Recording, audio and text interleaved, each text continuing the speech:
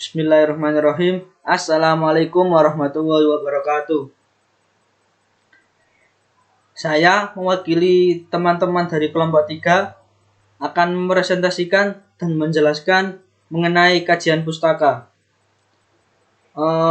Nama anggota dari kelompok kami yaitu yang pertama saya sendiri, Fahil Ulinuha dengan NIM 1723062. Teman saya yang kedua yaitu Andri Yusuf Al-Farisi dengan NIM 1723095. Kemudian teman yang ketiga yaitu Rusma Cindy berNIM 1723047, dan teman yang keempat Latifatul Ainia berNIM 1723072, dan yang terakhir adalah Khairul Warok yang berNIM 1723040. Di dalam kajian pustaka ini terdapat dua bagian. Yang pertama yaitu penyusunan kerangka teoritik, dan yang kedua penyusunan kerangka konseptual yang akan dibahas nanti rekan-rekan saya. Yang pertama saya membahas tentang penyusunan kerangka teoritik. Menurut Kerlinger, definisi dari teori adalah salah satu set konstruk konsep, definisi, dan proposisi yang saling berhubungan, yang menyajikan suatu pandangan yang sistematik mengenai suatu fenomena dengan menspesifikkan hubungan antar variabel dengan tujuan untuk menjelaskan dan memprediksi fenomena. Maksud dari gagasan ini atau teori dari Kerlinger ini, teori itu sendiri adalah suatu definisi atau konsep yang menggambarkan atau menjelaskan dari suatu masalah yang akan dihadapi di kemudian hari, atau bisa disebut dengan teori, menggunakan teori lah suatu masalah bisa diselesaikan.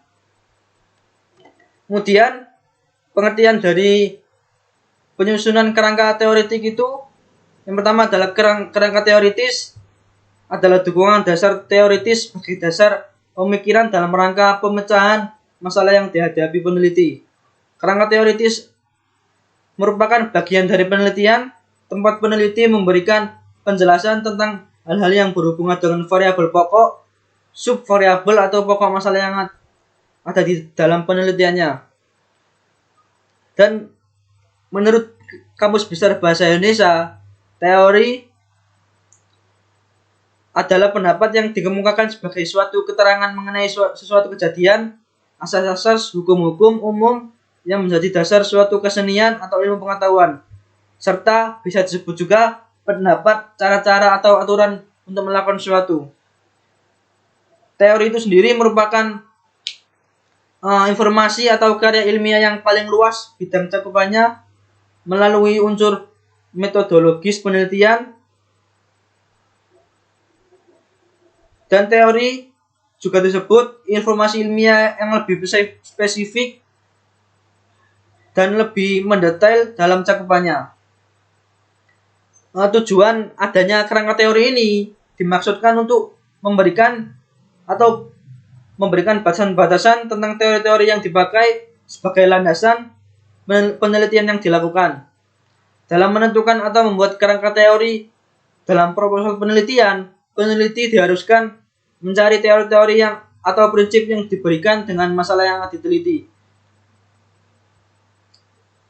Peneliti akan sangat terbantu dengan teori-teori tadi yang digunakan untuk menyelesaikan penelitian tersebut atau menganalisis penelitian tersebut.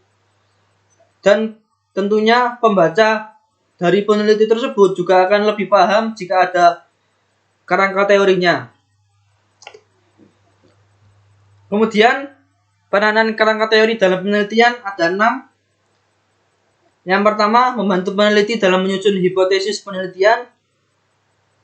Yang kedua, memberi kerangka pemikiran bagi penelitian.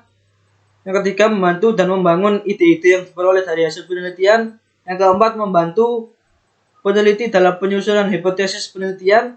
Yang kelima, memberikan landasan yang kuat dalam menjelaskan dan memaknai data dan fakta. Yang keenam, mendudukan permasalahan penelitian secara logis dan runtut.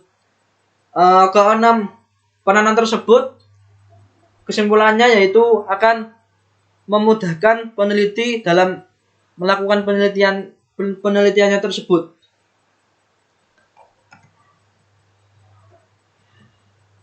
Selanjutnya yaitu prosedur penyusunan kerangka teori. Yang pertama yang harus kita lakukan adalah melakukan kajian pustaka. Melakukan kajian pustaka itu dapat ditemukan di mana saja. Contohnya bisa mencari buku literasi, buku-buku di perpustakaan ataupun di tempat yang lain. Terus kemudian dari jurnal yang ada di internet ataupun dari karya-karya ilmiah yang lain. Kita harus mencari tentang pembahasan apa saja yang akan kita teliti nanti. Contohnya, jika kita mau meneliti tentang hak asasi manusia, kita harus mencari teori-teori dari hak asasi manusia itu sendiri. Contohnya adalah teorinya John Locke.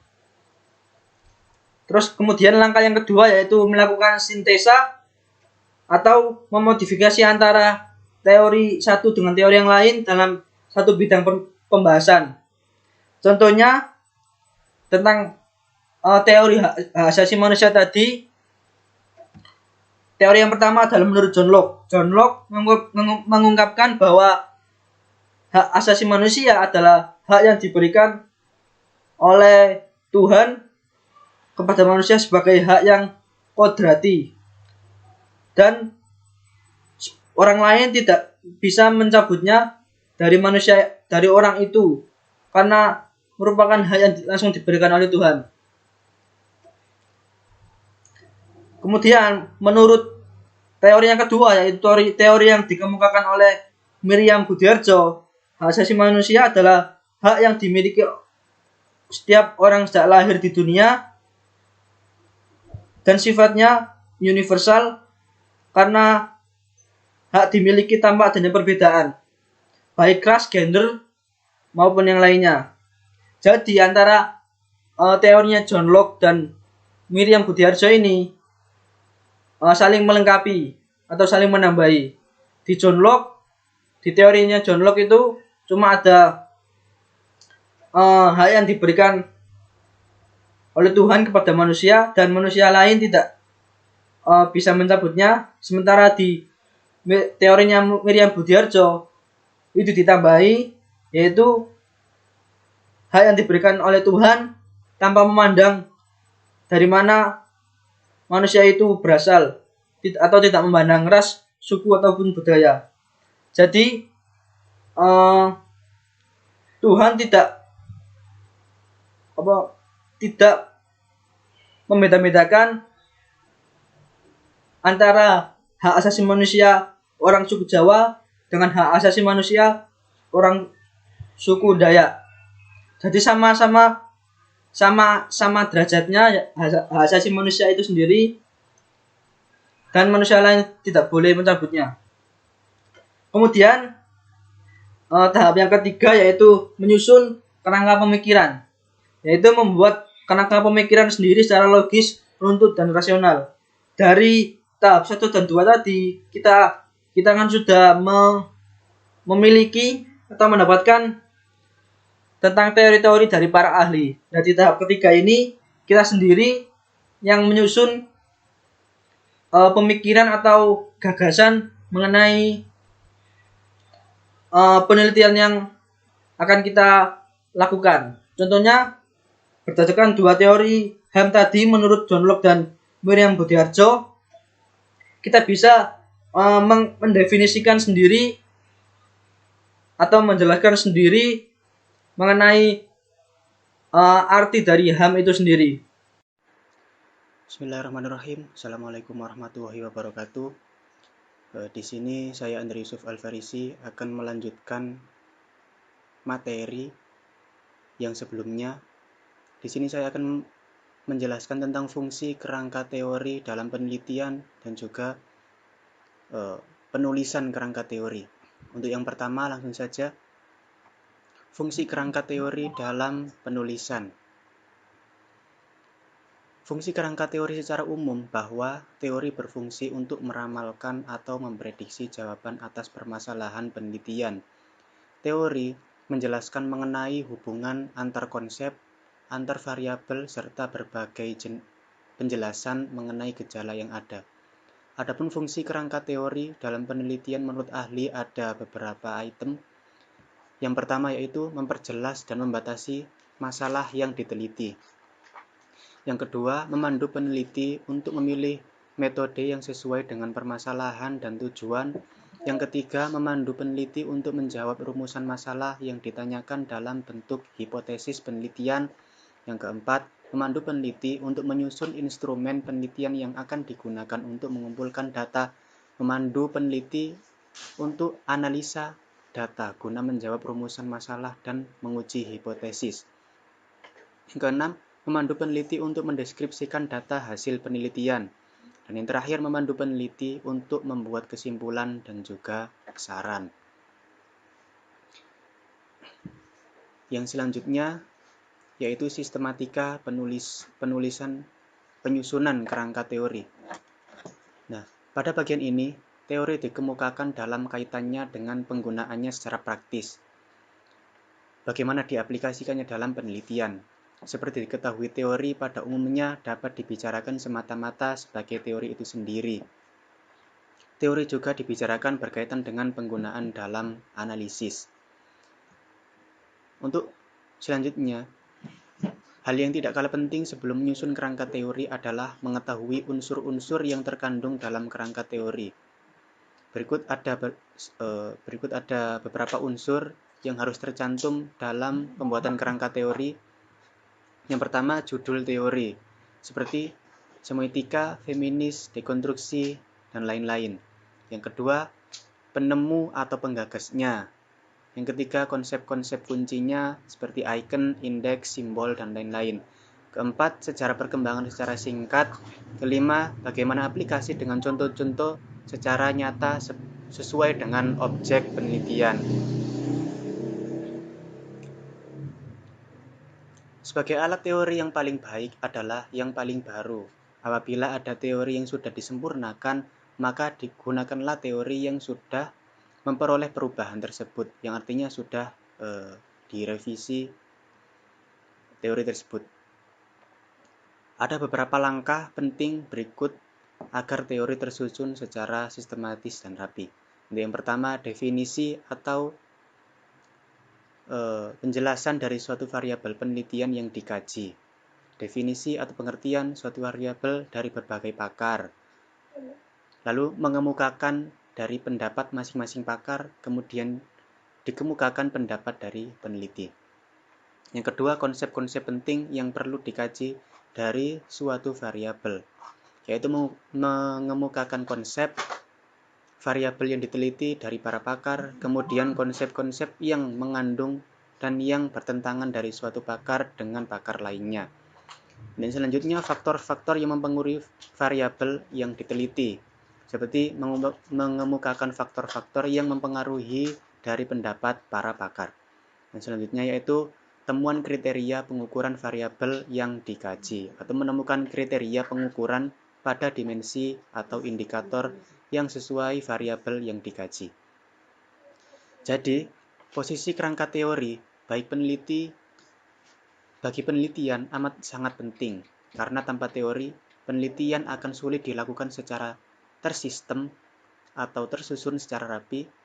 Dan juga kerangka teori dalam penelitian adalah sebagai kerangka pola berpikir dalam menjabarkan teori-teori dalam penelitian. Tidak hanya itu, mendeskripsikan variabel atau fokus penelitiannya, tetapi juga menjelaskan keterkaitan di antara variabel-variabel tersebut. Peneliti tidak sekedar memfokus pada variabel, tetapi juga harus menghubungkan konsep penelitian dalam kerangka yang lebih luas lagi. Penjelasan atau pemaparan materi dari saya. Assalamualaikum warahmatullahi wabarakatuh. Saya Rosma Cindy Pramesti. Di sini saya akan menjelaskan tentang kerangka konseptual. Apa itu kerangka konseptual? Ditinjau dari pengertiannya, kerangka konseptual penelitian adalah suatu hubungan ataupun kaitan yang terjadi antara konsep yang satu dengan konsep lainnya yang berasal dari masalah yang akan diteliti. Sehubungan dengan pembahasan kerangka konseptual ini yang termasuk dalam usulan penelitian atau proposal, perlu kita ketahui bahwa apa itu konsep. Konsep adalah abstraksi atau gambaran yang dibangun dengan menggeneralisasi suatu pengertian. Konsep tak bisa diamati, tidak bisa diukur secara langsung. Agar bisa diamati, konsep harus dijabarkan dalam bentuk variabel-variabel.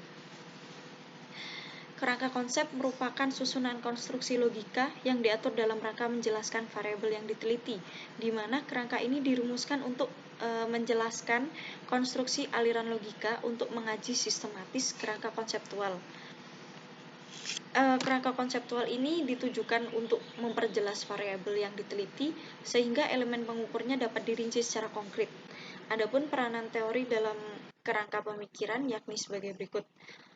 Yaitu yang pertama sebagai orientasi dari masalah yang diteliti, yang kedua sebagai konseptualisasi dan klasifikasi yang memberikan petunjuk tentang kejelasan konsep, fenomena dan variabel atas dasar pengelompokan tertentu. Yang ketiga yaitu sebagai generalisasi, teori memberikan rangkuman terhadap generalisasi empirik dan antar hubungan dari berbagai proposisi yang didasarkan pada asumsi-asumsi tertentu baik yang akan diuji maupun yang telah diterima. Yang keempat yaitu sebagai peramal fakta. Teori dapat melakukan peramalan dengan membuat ekstrapolasi dari yang sudah diketahui terhadap yang belum diketahui. Dengan adanya kerangka konseptual ini, minat penelitian akan lebih berfokus ke dalam bentuk yang layak diuji dan akan memudahkan penyusunan hipotesis serta memudahkan identifikasi fungsi variabel dalam penelitian. Selanjutnya yaitu pemilihan kerangka konseptual yang tepat pada sebagian besar penelitian ditentukan oleh beberapa landasan, yaitu landasan yang pertama, berpikir deduktif, analisis teori, konsep prinsip, premis yang berhubungan dengan masalah yang akan diteliti. Oleh karena itu, peneliti harus membuat analisis secara hati-hati serta menelaah semua kepustakaan yang berhubungan dengan subjek penelitian secara cermat sebelum memformulasikan hipotesis yang bertujuan untuk menjawab pertanyaan penelitian tersebut. Yang kedua yaitu landasan berpikir induktif, analisis penelusuran hasil penelitian orang lain yang mendahului yang terkait dengan masalah tujuan penelitian. Ya, kemudian yang ketiga yaitu merumuskan permasalahan dan penetapan tujuan penelitian atas dasar sintesis dari analisis landasan pertama, dan kedua dengan cara berpikir kreatif inovatif, sintesis pengalaman, teori, fakta, tujuan penelitian, dan logika berpikir kreatif disusun menjadi kerangka konseptual penelitian. Sekian presentasi dari saya, kemudian akan dilanjutkan oleh teman saya. Sekian, wassalamualaikum warahmatullahi wabarakatuh. Assalamualaikum warahmatullahi wabarakatuh. Nama saya Latifatul Ainia dari kelompok 3. Di sini saya akan menjelaskan tentang kerangka konseptual yang baik menurut Uma Sekaran. Yang pertama, variabel-variabel penelitian itu harus jelas. Yang kedua, kerangka konseptual itu harus menjelaskan hubungan antara variabel-variabel yang akan diteliti dan teori yang melandasi. Yang ketiga, kerangka konseptual perlu dinyatakan dalam bentuk diagram atau bahkan karena apabila ada pertanyaan-pertanyaan tentang penelitian, kalian lebih gampang atau lebih mudah menemukan jawaban dalam diagram atau bagan tersebut. Selanjutnya, saya akan membahas tentang Tahap penyusunan kerangka konseptual. Pertama, seleksi dan definisi konsep. Maksudnya adalah bagaimana kita menjelaskan secara panjang, secara luas, konsep yang akan kita teliti itu seperti apa. Yang kedua, mengembangkan pernyataan hubungan. Dan yang terakhir, mengembangkan konsep dalam kerangka ataupun gambar.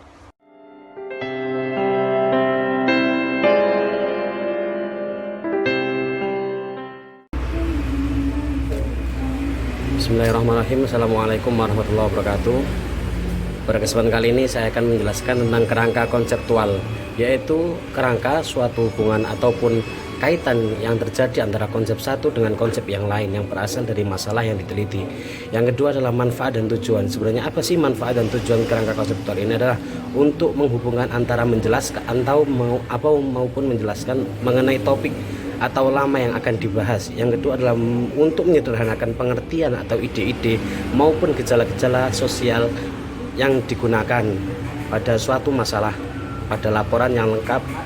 Dan yang ketiga adalah membantu memudahkan peneliti dan memahami penelitian itu sendiri. Dan yang terakhir adalah dengan adanya kerangka ini, seseorang lebih mudah dan mengetahui hasil penelitian yang diharapkan. Yang berikutnya adalah landasan kerangka konseptual. Ada dua, yaitu penelitian harus berpikir secara induktif, yang itu secara terkonsep atau analisis teori atau premis yang memiliki hubungan dengan masalah yang diteliti. Selanjutnya dengan merumuskan masalah serta menentukan tujuan masalah penelitian apa yang dibahas kemudian dicantumkan di laporan. Setelah itu baru kita menggunakan kerangka konseptual untuk menggunakan dasar analisis sintesis atau analisis menggunakan cara-cara berpikir secara inovatif dan kreatif. Sekian dari presentasi kami. Apabila ada kesalahan silahkan ditanyakan. Apabila yang tidak tahu mohon maaf apabila ada kesalahan. Assalamualaikum warahmatullahi wabarakatuh.